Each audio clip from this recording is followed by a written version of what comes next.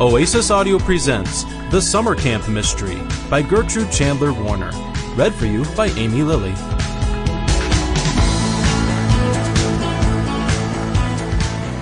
Chapter 1. Shapes in the Fog.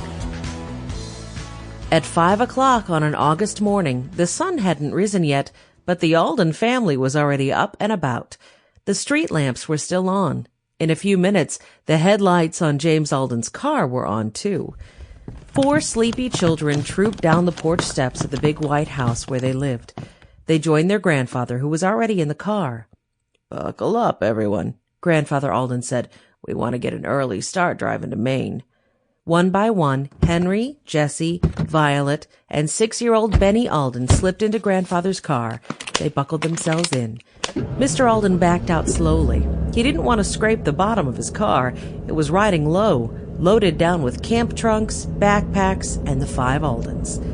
The family housekeeper, Mrs. McGregor, stood by the driveway holding on to Watch, the family dog. "Goodbye, children," Mrs. McGregor said. "Have fun at Camp Seagull. Don't eat too much lobster." 12-year-old Jessie tried not to yawn. She'd barely had time to braid her long brown hair and find her junior counselor cap. "Goodbye, Mrs. McGregor. Take good care of Watch for me." "Bye, Mrs. McGregor," the other 3 children said. Watch looked at the car with his saddest face. He whined softly, the way he always did when he was left behind.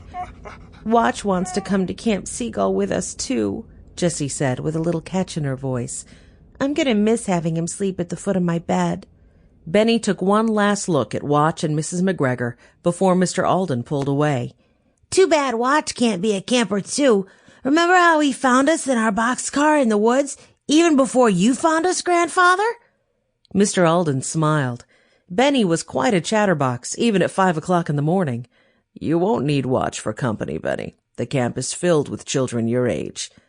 "Jessie and I will be right there as junior counselors," 14-year-old Henry told Benny. "Violet is a camper, too." "Don't forget," Grandfather Alden said to Benny, "that at the end of each day at camp, you'll be joining me at the Dark Harbor Inn." Violet, who was 10, thought about this. "But the rest of us will be away for the whole week since we're overnight campers. I'm going to miss you, Grandfather." "And I'll miss you," Mr. Alden said in a quiet voice. "While I catch up on my reading, you can catch up on your painting and your crafts." Violet's eyes brightened. "I'm going to spend as much time as I can in the art studio at camp." Jessie was bubbling with plans. "I'm so glad Ginny and Rich Gullen found room for us in this session of Camp Seagull, Grandfather. There's so much going on. Last night I looked over the counselor manual again. There's water skiing, costume night, swimming, storytelling, arts and crafts, sports, you name it." "Eating! You forgot to say eating," Benny said. Everyone in the car laughed. Who else in the Alden family would be thinking of food so early in the morning? "Don't worry, Benny. You won't go hungry," Henry said. "I know. I never go hungry. See?"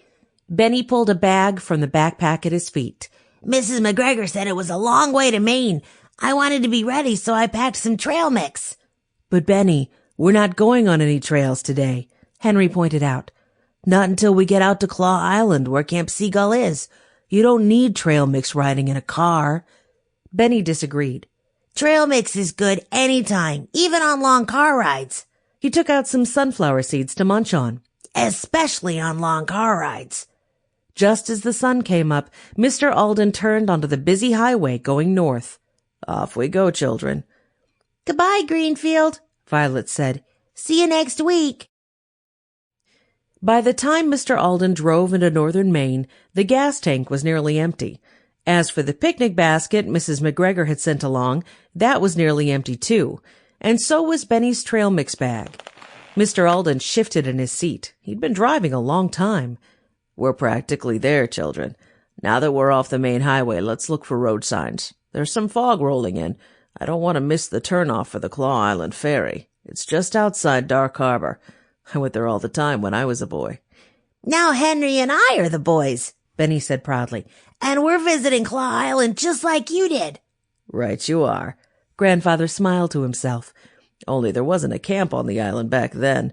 Just the old Pines estate that the family—" Sample complete. Ready to continue?